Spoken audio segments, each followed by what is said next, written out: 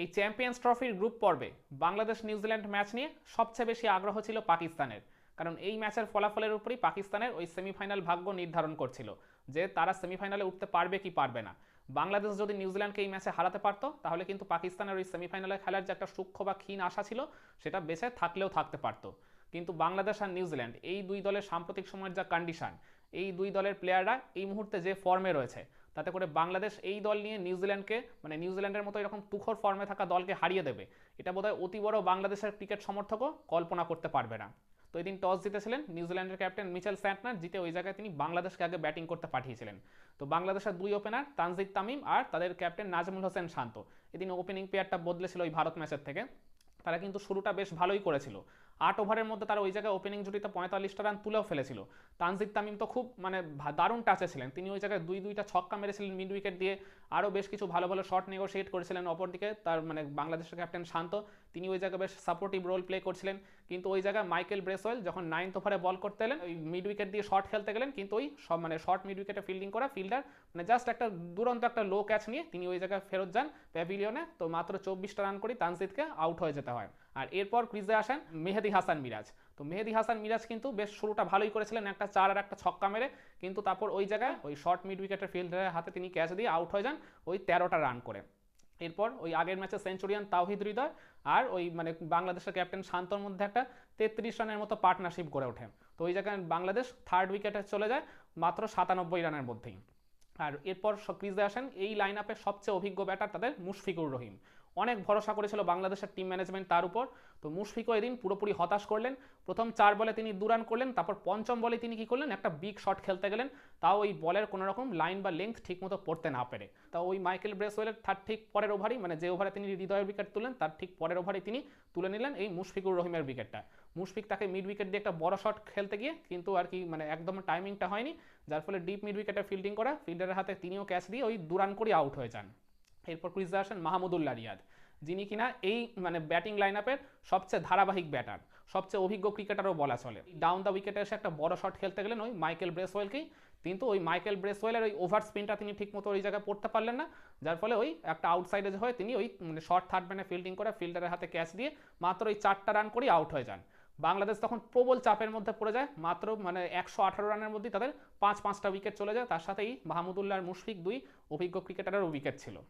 এরপর ক্রিজে আসেন জাকের আলী অনিক। তো জাকের আলী অনিক আর শান্তর মধ্যে তখন একটা পার্টনারশিপ গড়ে ওঠে 45 রানের। তো এরপর শান্ত মানে নিজের হাফ সেঞ্চুরিটা তুলে নেন মানে 71 বল খেলে। আর অপরদিকে জাকের আলী অনিক, যিনি ওই ভারত ম্যাচে আর কি মানে ত্রাতার ভূমিকায় অবতীর্ণ হয়েছিলেন, তিনিও এদিন একটা আর কি রেস্কিউ ইনিংস খেললেন 45 রানে। তো এদের দুজনের জুটিটাও কিন্তু যখন বেশ একটু জমে উঠছিল করছিল, তখন ওই মানে বাংলাদেশ ক্যাপ্টেন শান্ত ওই জায়গায় একটা বড় শট খেলতে গেলেন ওই ম্যাট হেনরিকে। তো ম্যাট হেনরি বলতে গেলে এসে আবার এই পার্টনারশিপটাকে ব্রেক থ্রু দেন। তো এই শর্ট পিচ ডেলিভারিটা মানে শান্ত মানে একেবারেই আর কি ঠিকমতো কানেক্ট করতে পারেননি, যার ফলে লিডিং এজ হয়ে তিনি ওই জায়গায় ক্যাচ হয়ে যান। 77টা রান তিনি করে গেছেন, তবে তার স্ট্রাইক রেট ছিল যথেষ্ট প্রশ্নবিদ্ধ। 110 বল খেলে তিনি 77 রান করেছেন মাত্র 70 স্ট্রাইক রেটে। তো যাই হোক ওই জায়গায় বাংলাদেশ 6ষ্ঠ উইকেট হারালো। এরপর রিশাদ হোসেন আর ওই মানে উইকেটে আগে থেকে সেট হয়ে যাওয়া জাকের আলী অনিকের মধ্যে একটা পার্টনারশিপ গড়ে ওঠে 33 রানের। তো রিশাদ কিন্তু পজিটিভ ক্রিকেট খেললো ঠিক ভারত ম্যাচের মতোই, তিনি ওই জায়গায় 26টা রান করে গেছেন, 2টা 4 একটা ছক্কা বিনিময়। তো তিনি একটা লিটল ক্যামিও খেলে আর কি বাংলাদেশের রানটাকে কিছুটা আর কি বাড়িয়ে দিয়েছিলেন ঠিকই, কিন্তু ওই জায়গায় তিনিও নিজের উইকেটটা খুব বেশিক্ষণ টিকিয়ে রাখতে পারলেন না। এরপর আর কি মানে তিনি আউট হয়ে যাওয়ার পর তাসকিন আহমেদের সাথে ওই জাকের আলী অনিকের আবার একটা 35 রানের পার্টনারশিপ গড়ে ওঠে। তো এই পার্টনারশিপটাও বলতে গেলে বাংলাদেশকে শেষের দিকে বেশ কিছুটা অক্সিজেন দিয়েছিল, তাদের ওই লাইন আপে মানে তাদের স্কোর কার্ডে বেশ কিছুটা রান অ্যাড করে দিয়েছিল ঠিকই। কিন্তু আমি এই জায়গায় দোষ দেবো তাসকিন আহমেদকে, তখনও কিন্তু 2টা ওভার বাকি ছিল, বাংলাদেশের স্কোরটা হয়ে গেছিলো 7 উইকেটে 231, মানে বেশ একটা ওই মানে 7টা উইকেট তাদের 200 রানের মধ্যেই পড়ে গেছিল। ওই জায়গা থেকে এই পার্টনারশিপটা কিন্তু বেশ ভালোই রেস্কিউ করেছিল। তখনও 12 বলের খেলা বাকি, কিন্তু তাসকিন আহমেদের ওই জায়গাটা ভুল কলে ওই জাকের আলী অনিককে রান আউট হয়ে যেতে হলো। না হলে কিন্তু ওই লাস্ট 12 বলের মধ্যে অন্তত যদি 6 বলেও জাকের আলী অনিক পেতেন, আরও অন্তত তিনি ওই জায়গায় 12 থেকে 15টা রান অ্যাড করে দিয়ে আসলেও আসতে পারতেন।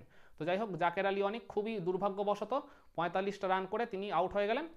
এরপর ওই মানে তাসকিন আহমেদও একটা বড় শট খেলতে গিয়ে নিজের উইকেটটা ছড়ে দিলেন। তো তারপর শেষ পর্যন্ত বাংলাদেশ ওই জায়গায় 9 উইকেট হারিয়ে তোলে মাত্র 236 রান। তো এরপর 237-এর টার্গেট চেস করতে নেমে ওই জায়গায় বাংলাদেশের বোলার তাসকিন আহমেদ দারুণ স্টার্ট করেছিলেন। প্রথম ওভারটাই তিনি দিয়ে দিয়েছিলেন মেডেন, শুধু মেডেন নয় ওই লাস্ট ডেলিভারিটায় তিনি উইকেটও নিয়ে নিয়েছিলেন উইল ইয়ংয়ের। চমৎকার একটা ইনকামিং ডেলিভারিতে ওই জায়গায় উইলিয়ামকে তিনি পুরোপুরি বোকা বানিয়ে বোল্ড করে দেন। 0 রানেই নিউজিল্যান্ডের প্রথম উইকেট চলে যায়। আর এর ঠিক পরের ওভারেই নাহিদ রানা কিন্তু এসে একটা চান্স ক্রিয়েট করে দিয়েছিলেন। উইলিয়ামসনকে তিনি আর কি আউটসাইড এজ করেই দিয়েছিলেন, কিন্তু ওই থার্ড স্লিপের অভাবে উইলিয়ামসন ওই জায়গায় বেঁচে যান, যার ফলে ওইটা বাউন্ডারি পেয়ে যান তিনি। কিন্তু নাহিদ রানা তার নিজের স্পেলের ঠিক আর কি সেকেন্ড ওভারে বল করতে সে কোনো রকম ভুল করলেন না। উইলিয়ামসনকে আর কি ওই একটু লেংথটা তিনি পিছিয়ে দিয়েছিলেন সামান্য, আর ওই জায়গায় মানে উইলিয়ামসন ওই ড্রাইভ করতে গিয়ে আউটসাইডে হয়ে তিনি উইকেট কিপার মুশফিকের হাতে ক্যাচ দিয়ে প্যাভিলিয়নে ফেরত যান। উইলিয়ামসনের মতো এত বড় উইকেট তুলে নেয় ওই নাহিদ রানা।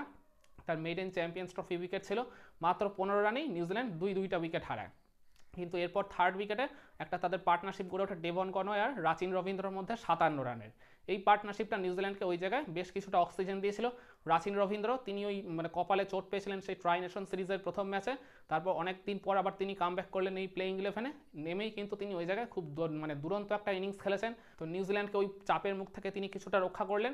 তো এরপর ওই ডেভন কনওয়ে খুবই আনলাকিলি ওই জায়গায় মানে মুস্তাফিজের একটা ওই মানে কাইন্ড অফ স্লো টাইপের ডেলিভারিতে তিনি ওই ইনসাইডেজ হয়ে ওই জায়গায় আর কি বোল্ড হয়ে যান। তো যার ফলে 30টা রান করে তাকে প্যাভিলিয়নে ফিরতে হয়। নিউজিল্যান্ডের স্কোরটাও হয়ে যায় ওই জায়গায় 3 উইকেটে 72। তখনও কিন্তু বাংলাদেশ ম্যাচে বেশ ভালোভাবেই টিকেছিল, কিন্তু এরপর সব সমীকরণ সব হিসাব নিকাশ উল্টে দেয় ওই একটা পার্টনারশিপ 4th উইকেটে। টম লেথাম আর রাচিন রবীন্দ্রর মধ্যে 129 রানের যে পার্টনারশিপ গড়ে উঠলো, ওটাই বলতে গেলে বাংলাদেশকে পুরো তো একদম ম্যাচ থেকে ছিটকে দেয়। তো এই জায়গায় আর কি দুজন দারুণ কিছু আর কি ক্রিকেটিং শট খেলেছেন, কিন্তু এই জায়গায় আমি বলবো বাংলাদেশ খুবই আনলাকি ছিল। রাচিন রবীন্দ্র যখন ওই 25 রানে ব্যাটিং করছিলেন তখনও আর কি ডেভন কর্নার উইকেটটা পড়েনি। তো ওই জায়গায় আর কি রাচিন রবীন্দ্র একটা আর কি পুশ করেছিলেন, ওই শর্ট মিড উইকেটে ফিল্ডিং করছিলেন তানজিদ তামিম। তো ওই জায়গায় রাচিন রবীন্দ্র ক্রিজ থেকে অনেকটা বেরিয়েছিলেন, খুব ভালো একটা রান আউটের মানে সুযোগ পেয়েছিলেন, মানে একেবারে মানে উইকেটের সামনে থেকে ওই আর কি থ্রোটা মিস করেন তানজিদ তামিম, নাহলে ওই উইকেটটা চলে গেলে কিন্তু ম্যাচের রংটা বদলে গেলেও যেতে পারতো। আর সেই রাচিন রবীন্দ্র কিনা আর কি দিন শেষে তিনি করে ফেললেন 112টা রান, মানে চমৎকার একটা সেঞ্চুরি করে দিলেন তার কামব্যাক ম্যাচে এসেই। অপরদিকে টম লেথাম তিনিও একটা হাফ সেঞ্চুরি নক খেলেছেন 55 রানের। তো এই জায়গায় মানে এইদের দুজনের যখন জুটিটা ভাঙলো তখন নিউজিল্যান্ড অলরেডি তুলে ফেলেছে 201 রান, তখন জয়ের অলরেডি প্রায় দ্বার প্রান্তে পৌঁছে গেছে।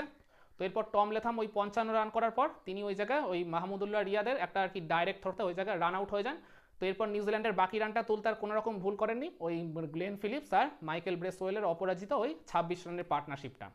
তো যার ফলে নিউজিল্যান্ড 23 বল হাতে রেখে 5 উইকেটের ব্যবধানে বাংলাদেশকে এই ম্যাচে আর কি অনায়াসেই পরাজিত করে দেয়। আর এই ম্যাচ জয়ের সাথে সাথে নিউজিল্যান্ড সেমিফাইনালের টিকিটটাও নিশ্চিত করে, আর তার সাথে ভারতও অফিসিয়ালি এখন চ্যাম্পিয়ন্স ট্রফি সেমিফাইনালে কোয়ালিফাই করে গেল। আর আমি শুরুতেই বলছিলাম বাংলাদেশ যদি এই ম্যাচ জিততো তাহলে পাকিস্তানের একটা সামান্য আশা থাকলেও থাকতে পারতো সেমিফাইনালে খেলার, ইভেন বাংলাদেশেরও আর কি চান্স থাকতো। কিন্তু বাংলাদেশ এই ম্যাচ হারার ফলে বাংলাদেশ আর পাকিস্তান এখন অফিসিয়ালি এই চ্যাম্পিয়ন্স ট্রফির রেস থেকে মানে সেমিফাইনালের রেস থেকে বা ইভেন পুরো চ্যাম্পিয়ন্স ট্রফি থেকেই আউট হয়ে গেল। এবার আপনাদের মনে প্রশ্ন আসতেই পারে এই ম্যাচের টার্নিং পয়েন্ট আপনি তাহলে কোনটাকে বলবেন। আপনারা বলতে পারেন বাংলাদেশের ইনিংসে যে আর কি পার্টনারশিপগুলো হয়ে যায় একটাও আর কি বড় পার্টনারশিপ হয়নি, একটাও 50+ রানের পার্টনারশিপ তারা এই জায়গায় গড়ে তুলতে পারেনি, যে কারণে দিন শেষে তাদের স্কোর কার্ড ওই মাত্র 236টা রান তারা তুলতে পেরেছে, যেটা মডার্ন ডের সাপেক্ষে ওডিআই ক্রিকেটে মানে খুবই আর কি বলতে গেলে বিলো অ্যাভারেজ একটা স্কোর। এই স্কোর নিয়ে কখনোই নিউজিল্যান্ডের মতো দলের পক্ষে আর কি লড়াই করাটা একেবারেই অসম্ভব। তো এটাকে আপনারা ডেফিনেটলি টার্নিং পয়েন্ট বলতে পারেন ওই 50+ রানের পার্টনারশিপ বা অন্য কোনো বড় পার্টনারশিপ ওই জায়গায় গড়ে তুলতে না পারার জন্য। কিংবা বলতে পারেন ওই রাচিন রবীন্দ্রর ওই দুর্ধর্ষ 112 রানের ইনিংসটার কথা, মানে অনেকদিন পর ওডিআই ক্রিকেটে কামব্যাক করে তিনি ওই যে সেঞ্চুরি নকটা খেললেন, ওটাই তো মূলত বলতে গেলে বাংলাদেশকে ম্যাচ থেকে টোটালি এক প্রকার ছিটকে দিল। তো সেটাও টার্নিং পয়েন্ট হতে পারে। কিংবা বলতে পারেন রাচিন রবীন্দ্র আর ওই টম লেথামের মধ্যে 129 রানের যে দুরন্ত পার্টনারশিপ, তো ওটাই তো বলতে গেলে নিউজিল্যান্ডকে এই ম্যাচ জয় পুরোপুরি ওই জায়গায় নিশ্চিত করে দিয়েছিল। সেটাও ডেফিনেটলি টার্নিং পয়েন্টের দাবিদার হতেই পারে। কিন্তু আমার কাছে এই সব কিছু পেরিয়ে এই ম্যাচের যেটা আলটিমেট টার্নিং পয়েন্ট মনে হয় কোনটা জানেন, সেটা হচ্ছে ওই আমি যেটা তখন বলছিলাম ওই তানজিদ তামিম যখন ওই মানে রান আউটের ইজি চান্সটা পেয়ে ওই জায়গায় মিস করলেন, তখন রাচিন রবীন্দ্র মাত্র 25 রানে ব্যাটিং করছিল, তখনও নিউজিল্যান্ডের স্কোরটা কিন্তু ওই 70ও পেরোয়নি। ওই জায়গায় যদি রাচিন রবীন্দ্র ওই রান আউটটা হয়ে যেতেন না তাহলে কিন্তু ম্যাচের রংটা বদলে গেলেও যেতে পারতো, কারণ বাংলাদেশ কিন্তু তাদের বোলিং ইনিংসের শুরুটা চমৎকারভাবে করেছিল। তো আমার কাছে সব কিছু পেরিয়ে মনে হয় ওই তানজিদ তামিম যদি ওই রাচিন রবীন্দ্রকে রান আউটটা করে দিতে পারতেন, তো ওইটা তো তিনি দিন শেষে মিস করলেন, তো যার ফলে এক্সপেন্সিভ হয়ে গেল ওই একটা ঘটনা। আর যেটা সুযোগ নিয়ে রাচিন রবীন্দ্র সেঞ্চুরি করে একটা বড় পার্টনারশিপ করে নিউজিল্যান্ডকে ম্যাচ জিতিয়ে তিনি অলমোস্ট মাঠ ছেড়েছিলেন। তো ওই তানজিদ তামিমের ওই রাচিন রবীন্দ্রকে রান আউটের ইজি সুযোগ পেয়ে মিস করাটাই মনে হয় আমার কাছে এই ম্যাচের আলটিমেট টার্নিং পয়েন্ট। একমত হবেন আমার সাথে, নাকি আপনার কাছে এই ম্যাচের টার্নিং পয়েন্ট ভিন্ন কিছু? কমেন্ট করে আপনার মতামতটা জানাবেন নাকি।